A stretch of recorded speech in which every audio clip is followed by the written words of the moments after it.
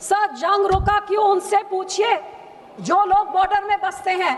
आज इस हाउस में कितने लोगों ने ऑपोजिशन में, रूलिंग में या फिर सरकार में, उन लोगों की बात किसने की जो बॉर्डर में बसते हैं? मेरे कश्मीर के भाइयों ने उनकी पीड़ा बताई और मैं पंजाब के लोगों की पीड़ा बताना चाहती हूँ जो उस बॉर्डर में बसते हैं, जहाँ दिन रात उनको इन बॉर्डर में रहने का उसका सामना करना पड़ता है।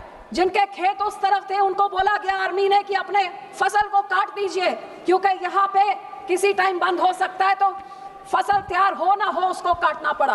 बेचारों को डर के मारे जब वो 3 दिन ऐसे वहां पे ब्लैकआउट हो रहे थे, ड्रोन चल रहे थे, फाइटर जेट्स चल रहे थे, लोगों ने डर के मारे अपने बच्चों को, अपनी बीवियों को, अपने परिवारों को, अपनी चीजों को लेके कैसे वहां से उनको अपना घर बार छोड़ना पड़ा।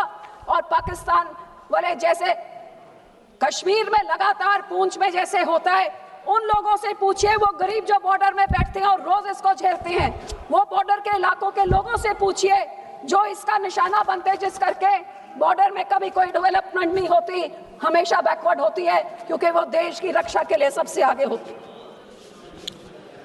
सब मैं उनको ये भी कहना चाहूंगी जो कहते हैं जंग क्यों रुका, कि ये जंग इसलिए रुकना जरूरी था क्योंकि आपके और हमारे बेटे नहीं है जो उस बॉर्डर में रोज मरते हैं, आपके और हमारे घर नहीं है जहां पे बुलेट चलती है और जहां पे शेलिंग होती है। उन गरीबों के बारे में सोचिए जो इनका सामना करते हैं, और इसलिए जंग को रोकना बहुत जरूरी था।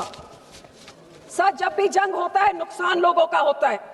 मैं ये जरूर मांगती हूँ कि ये बॉर्डर के लोगों का जो भरपाई होनी चाहिए वो कभी होती नहीं है, ना उनके टूटे हैं घर, ना उनकी सड़कें, ना उनका फसल का नुकसान, कोई उनके बारे कोई बात करता नहीं। और मेरे पंजाब में जो ये समा चल रहा था, लोगों को 47 के काले दिन, 65 के, 75 के वॉर के, वो सारे काले दिन याद आने लग गए कि अब हमारे भविष्य में होगा क्या।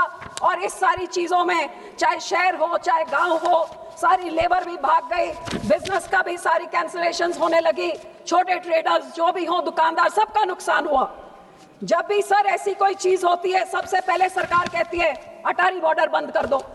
भाई अटारी बॉर्डर बंद आप कर देते हैं, छोटे दुकानदार, छोटे व्यापारी और छोटे ट्रांसपोर्टर का नुकसान हो जाता है।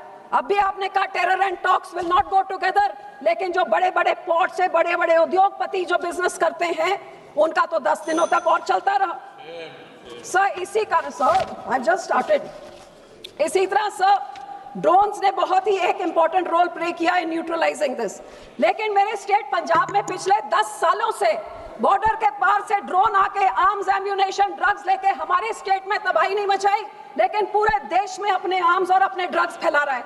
जे यही आर्म्ड फोर्सेस इस बार न्यूट्रलाइज कर सके, कुछ नुकसान ना होए, तो फिर सर 10 सालों से क्यों उन ड्रोन्स को नहीं रोका जा रहा है? आपको हैरानी होगी, पिछले 6 महीनों में ही इस साल के बीएसएफ ने 130 drone, 135 kilo narcotics and 79 weapon seize किए हैं। आप सोचिए कितने जो सीज नहीं हुए हैं और वो देश के कोने में जाके क्या हैवक क्रिएट कर रहे हैं। हमारे देश का लॉ एंड ऑर्डर का तो ये हाल हो गया है, daylight robbery, extortions, murders, gangsters are ruling Punjab and the police and the state administration has totally failed, be it singers, be it sportsmen, be it politicians.